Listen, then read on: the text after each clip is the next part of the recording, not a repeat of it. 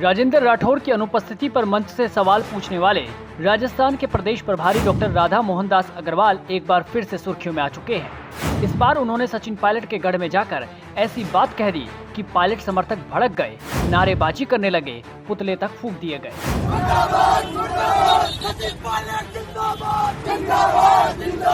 इन लोगों के दिल में जो आग भड़की है उसके पीछे वजह है प्रदेश प्रभारी का एक बयान। टोंक में प्रदेश प्रभारी ने कहा, जब तक अशोक गहलोत थे सचिन पायलट भी थे, लेकिन उनके जाने के बाद अब सचिन पायलट भी जा चुके हैं। अग्रवाल ने कहा, अब टोंक की कहानियां बदल चुकी है और लोग अब पायलट को जमीन में गाड़ चुके हैं। उन्होंने दावा किया कि प्रदेश का गुज्जर समाज अब कांग्रेस या पायलट के साथ नहीं बल्कि भाजपा के साथ है। इसके साथ ही उन्होंने कहा कि जब सचिन पायलट अपने दौसा में कमजोर हो जाते हैं तो इधर मुसलमान वोट लेने टोंक आ जाते हैं।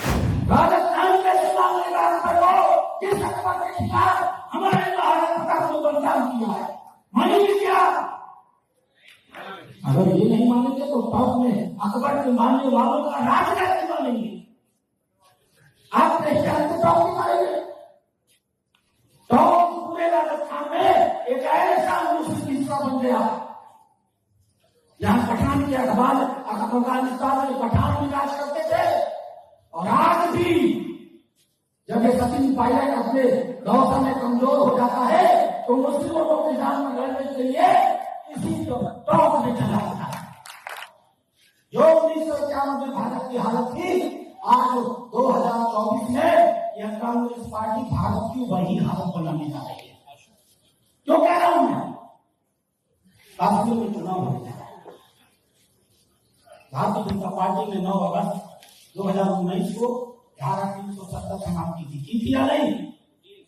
जरूरी था या नहीं? हमने वादा किया था नहीं? जनता से जो हमने वादा किया था, हमने ईमानदारी के साथ धारा 370 को हटाया। एक देश में 2 विधान, 2 प्रधान, 2 निशान नहीं चलेगा। हमने 1951 और 53 में नारा दिया था, तो 2019 में पूर्ण बहुमत की सरकार बनने के बाद हमने उस नारे को लागू करके दिखाया है। भाजपा के प्रदेश प्रभारी राधा मोहन दास अग्रवाल के इस बयान के बाद कांग्रेस पूरी तरह से भड़क गई। टोंक में घंटाघर चौराहे पर विवादित बयान से आक्रोशित कांग्रेस नेताओं और कार्यकर्ताओं ने भाजपा नेता पर प्रदेश प्रभारी राधा मोहन का पुतला फूंकते हुए जमकर प्रदर्शन किया। एक तरफ जहां सूबे में प्रदेश प्रभारी को कभी करनी समाज तो कभी पायलट समर्थकों के विरोध का सामना करना पड़ रहा है, उस बीच उपचुनाव की तैयारियों को लेकर उनका ये बयान भी सुन लीजिए। पूरी भारत में भारतीय जनता पार्टी का परचम लहरा रहा है। राजस्थान में तो पहले से ही है।